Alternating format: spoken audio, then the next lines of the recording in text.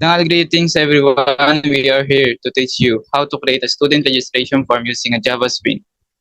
First, make sure you already pre-installed the Eclipse and the window builder. Import statements. The program import necessary classes from the Java out and Java Spring packages for creating a GUI component handling event and displaying dialog boxes. Ito po yung part na yun para makapag-import tayo ng mga ganito. Radio button, checkbox, and so on. Mapag-design po tayo. Then, class declaration. The student registration system class is declared. This class contains the main GUI components and functionalities of the student registration system. Ito po yun. Tapos yung pinakalaman. Main method. The main method starts the program by creating an instance of the student registration class and making its frame visible. So ito po yung main method. Yung pinaka main. Then, to make visible, nilagay po natin dito sa set visible is true para po lumabas tong buong to. If naka-false po yan, wala pong lalabas na window.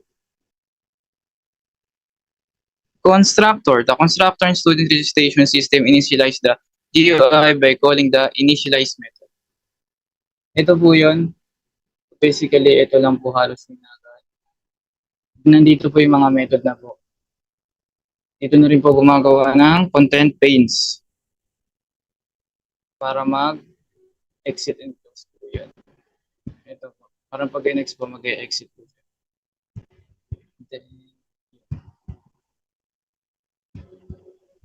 Initialize the method. The initialize method set up the frame adds component like labels, text with radio buttons, checkboxes, text areas, and buttons.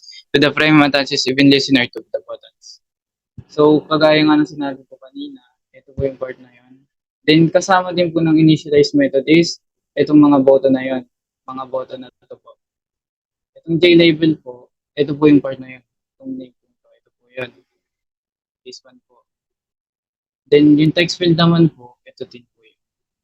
Then, gano'n na din po yung mga nakalagay dun sa iba. Then, yung sumunod naman is, ito po, radio button. Radio button po ang ginamit dito sa mail, sa gender, dahil isa lang po ang pwedeng maging gender ng isang tao. Then, to make sure po, radio button po para isa lang ang pwede nilang mapili. Then, dito naman po sa selected courses, ang ginamit naman natin dito is checkboxes para po makapili yung user ng more than once po. Multiple selected structure po yan. Same as everything na po. Event listeners. Event listener are attached to submit, calculate, fee, and clear buttons to handle user interaction. These listeners execute a specific action when the corresponding buttons are clicked. Ito po yung part na yun po. Yung mga method pong yan. Ito po yan. Sila po yung nag-handle ng mga ginamit na ni user. Mga na-fill upan po yun na checkan. Like this one po. Pag sinubmit po yan, lagyan muna natin ngayon.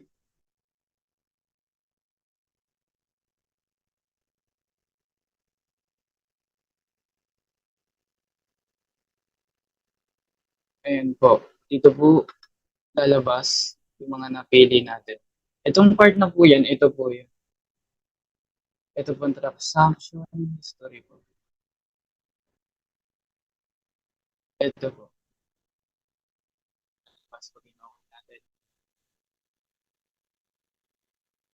Ito naman, ito po. So, next is, yung iba pong method para mag-submit. Na ang next presenter na. Dangal greetings everyone. I'm Emil Sayo Evangelista Parao Jr. Calculate total P method. The calculate total P method calculates the total P based on the selected courses and additional services. It assigns a base P and adds P's for each selected course and service.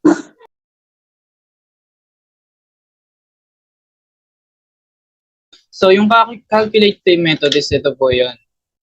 Na tinatawag po dito sa taas, dito, ginagawang double para i-display po.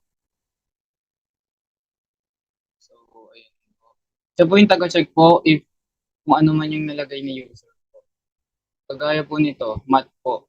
Dahil yung tuition ng school is 1,000 na po. Ano na po yun? Naka-defined na po, hindi na po napabago.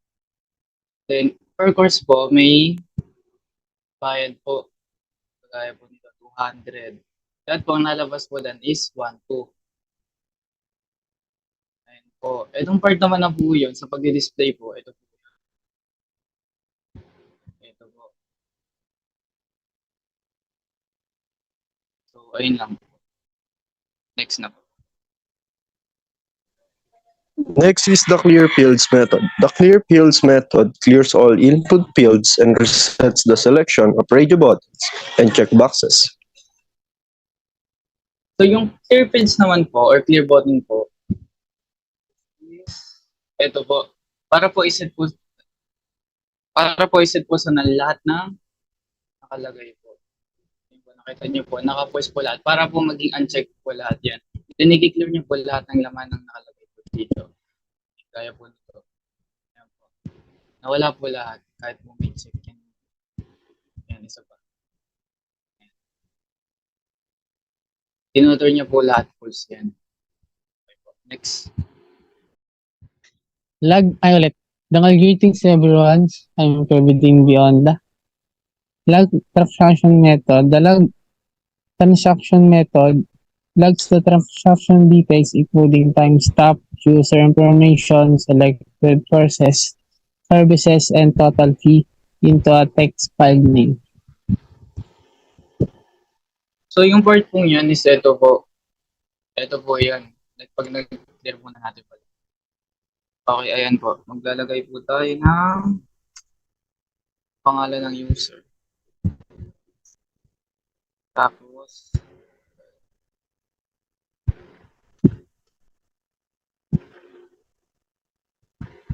ayan po.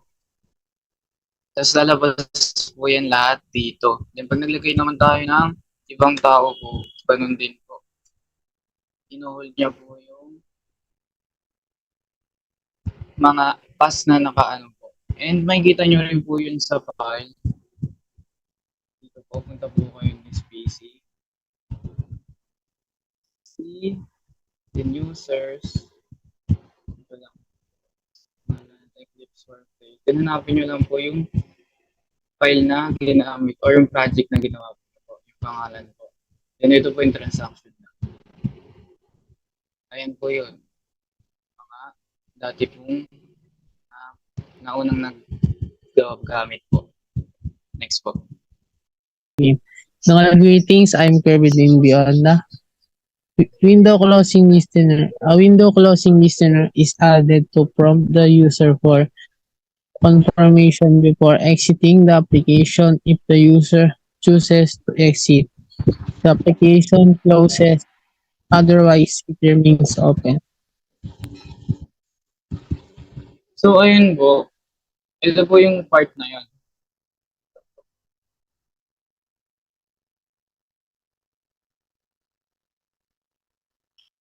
Ayan. Para po pag nag-exit si user or accidentally niya mapindot, hindi po agad siya magko-close. Meron pong J option na lalabas po. Then if nag-no po, wala pong mangyayari. Mag-stay pa lang po. Ganun din sa cancel. And if mag-yes na po, doon na po siya mag-click. Okay po. Next.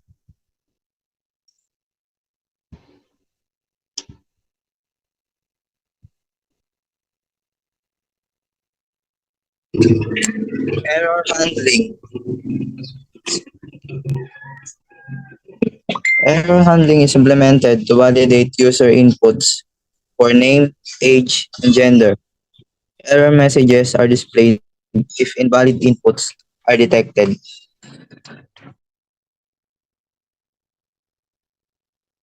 So, doon naman po sa part na yun. Para po ma-make sure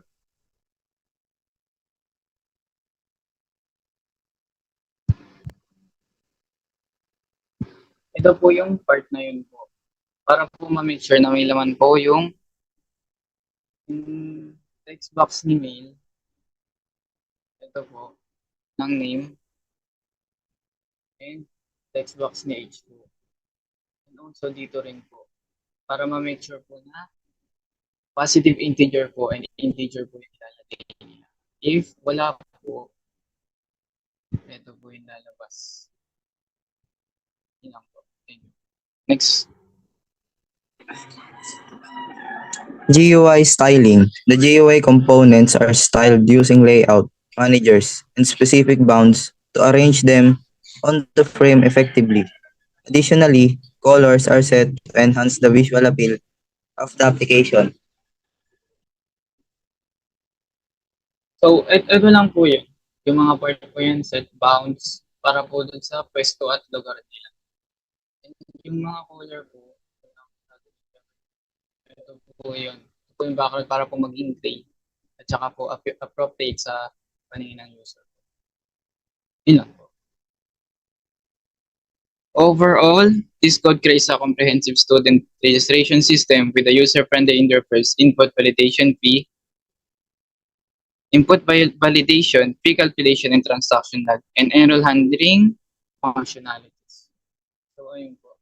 There you have it. Student registration. Yun lang. Thank you for listening.